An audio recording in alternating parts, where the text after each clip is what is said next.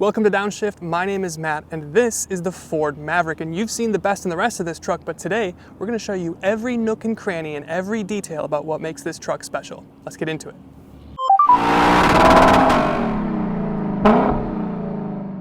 First, we'll cover what's new for 2024 here. This truck has been out for a few years, but the big change for this year in 24 is that the hybrid is no longer the standard engine. This truck debuted with the hybrid engine as standard and the turbo engine as the optional extra, but now the hybrid is going to cost you an extra $1,500 and you'll get the turbo engine for free. But if you're not familiar, let's back up and talk about what the Maverick is for a second. Now, as you can see, it is a small pickup truck, and it's not built on the conventional pickup truck body-on-frame ladder chassis design. It actually shares its underpinnings with something like an Escape or a Bronco Sport, so it's on a car chassis.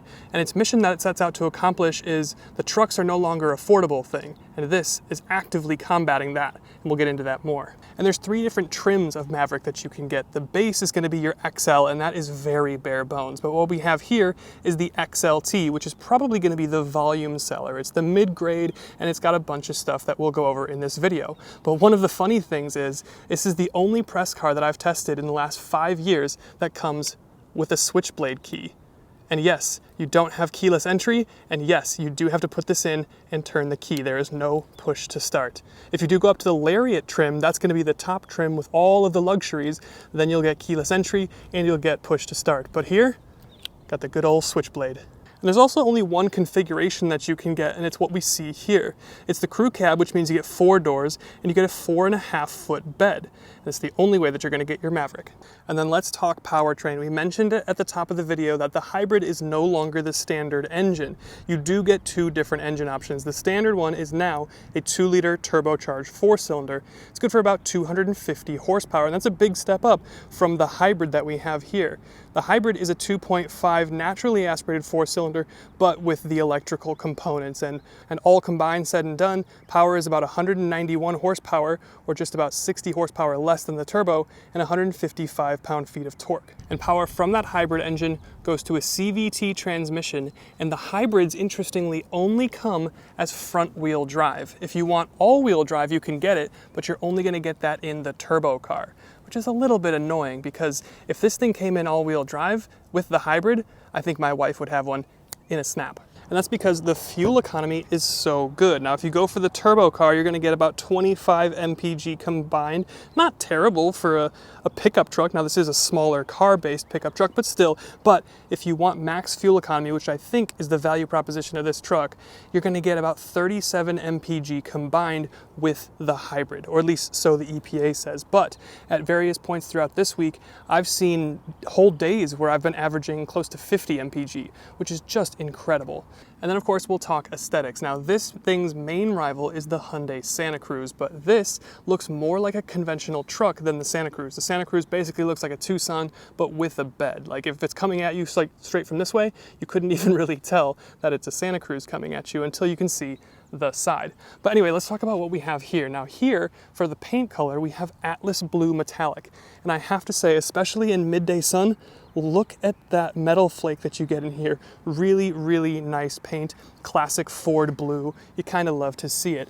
Now, last year when we had the Lariat, this upper portion was LED. It's not here for the XLT. We've also got incandescent bulb turn signals, and then kind of reflector style LED headlights down below, and then the little tie that goes across from headlight to headlight through the grille. But to be honest, there's really not a whole lot going on here from a styling perspective.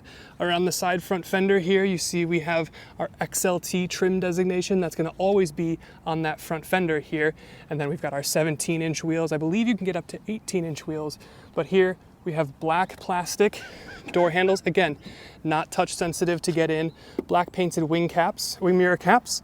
Again, crew cab 4-door configuration only, and 4.5-foot bed, which we'll talk more about in a second. But then around the other side, you interestingly on the XLT don't get the Ford touchpad, that little combination lock-unlock, which is just kind of a bummer. I believe we had that last year on the Lariat. And then of course around the back, very simple non-LED taillights, but you do have a towing package, Maverick stamped in, and you can see that we have the hybrid right there.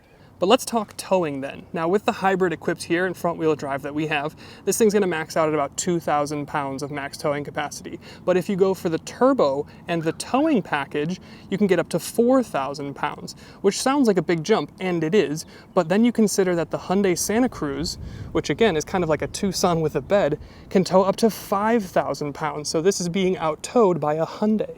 And then we'll get into the bed itself. Now it is not damped, but it does have adjustable release here, if I can get this off. So if you want to put it up here, and then if you want to just wedge something in there, that's how that would work. And it's pretty easy to do. Pretty easy to do, as I say, as I struggle to do it. But with that back down, you can see on the tailgate we do have our bottle openers as we typically would. There's no like measuring tape or ruler or anything here, but you do have the drop-in bed liner, you do have some tie downs, you do have LED lighting back here, and you do have a 120 volt outlet. It does say Ford and Maverick stamped in. And again, this is their flex bed, so it's got built-in kind of levels. So if you want to stack things in here, it's going to be easier to do so. You can stack up to 1,500 pounds of payload in here pretty safely. But again, interestingly, that's where this thing maxes out versus the Hyundai Santa Cruz tops out with payload just over 1,500 pounds. So again, it's kind of being out-trucked by a Hyundai, which is just weird to think of. But it does have this little hidden cubby, which has its own hidden cubby. Kind of fun. But then one place I was really impressed with this thing is in the rear seat. Now you're gonna start to see some of this like crushed effect and this weird kind of like recycled looking white throughout the cabin here with some orange accenting. This is super cool. We'll talk more about it in the front, but here in the back you can see you do have cloth interior, but it has all types of different grays, lighter grays, orange accenting, and it's really, really kind of nice. This is a brilliant way to do a cheaper, more affordable interior without making it just boring gray or black cloth. The seats do come up, and of course you have a little bit of a battery there, so it's not a huge amount of space, but at least you have it.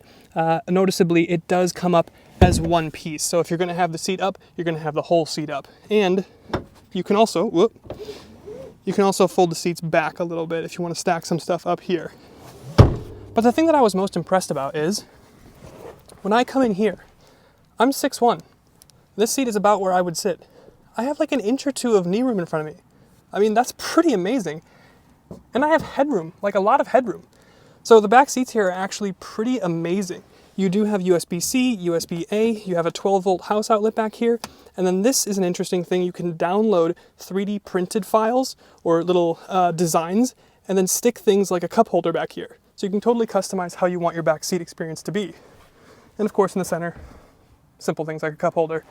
One thing that's interesting to me though is this back window. It's perfectly clean, it looks like nothing's there, but in the Lariat that we had last year, it did open in the center like a conventional, rear truck window. So I wonder if you have to go up to the Lariat to get that. And then checking out the front seats, very simple up here, kind of similar, different toning to the gray, different texture, orange stitching. There's no seat memory, programmable for 1 or 2. There's no heated seats here. There's no cooled seat option. You can upgrade to the Lariat, which is going to get you things like a heated steering wheel and a heated seat, but no memory seat here. Again, that's kind of okay, I think, for this XLT grade, because what you get here is the cloth with the really cool and interesting personality interior. And speaking of that, the official term and spec for this interior is called Navy Pier Slate, and it is awesome. Again, this is how you make an affordable, cheap cloth interior feel cool, feel special, and it really does. A lot of this orange stuff is rubberized for max grip and max usability, max utility. You can rub it down, wash it off really, really easily. And this difference in colors and textures and patterns really does make it feel more premium, more expensive than it otherwise should feel at this price point. And I just love this interior. If you're gonna get a Maverick, get this interior. And of course, as you might expect in a truck, there's a bunch of different storage here. You've got really interesting cutout for something like a water bottle and different stuff that you can put in the door. You've also got little pockets in here for your center screen, and it does have a little lip here so it's not going to fall out. And typical, you have some stuff on top of your dash that you can store, very truck type stuff, but you've got a lot of different center consoles. Your typical one here, but then you've got an orange one here. Again, all this orange stuff is kind of rubberized, and then different places to put your phone. If you want to hold your phone vertically, you can do that and have it plugged in. and it's just really thoughtful and sensible here. And then talking about some of the technology here, you don't get a lot of stuff, but what you do get makes sense for what you're going to use every day. You don't have anything like a head-up display. I don't really feel like I need it.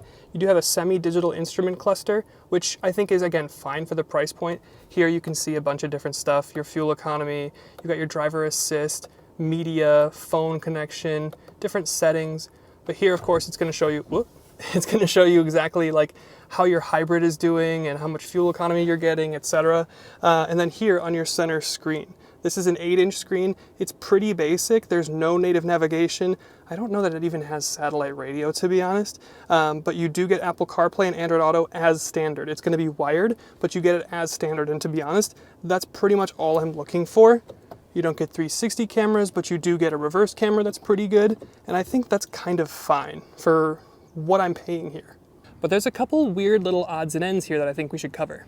Like for one, you open the door and you see on the inside of your dash, you have built Ford Tough. Now Ford is kind of the king of putting stuff here on the inside of your dash. So always check your Ford for a little Easter egg. And then down here on your center console area, below your circular gear selector, you have 3 different icons. The one with the hand is pretty clearly brake hold, but this looks like a donut running away. This is, of course, your traction control. And I say, of course, but these are just kind of weird icons for these things. And then here, the race flag, snowflake, and leaf is for your eco mode, sport mode. You have a normal mode, you have a tow haul, and you have a slippery mode. And you have 5 modes for something in this price point, which I think is pretty amazing. And remember, you have to use the switchblade key. So foot on the brake, key in, turn it. Doesn't make any sound. You just have to trust that it's on, and then the screen is going to pop up, vehicle on, okay. But then you get this screen, which is a passenger seatbelt warning.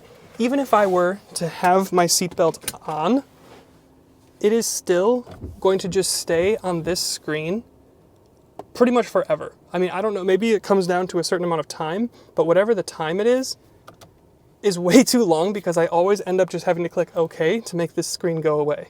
And you'll notice you do have physical controls for your climate as well as some of your media stuff, which is great. I love to see it. But the funny thing is when you adjust stuff, like volume, for example, it then takes over the entire screen and then just leaves it up for a while, like a long while. Same thing with the fan speed. 1, 0, temperature.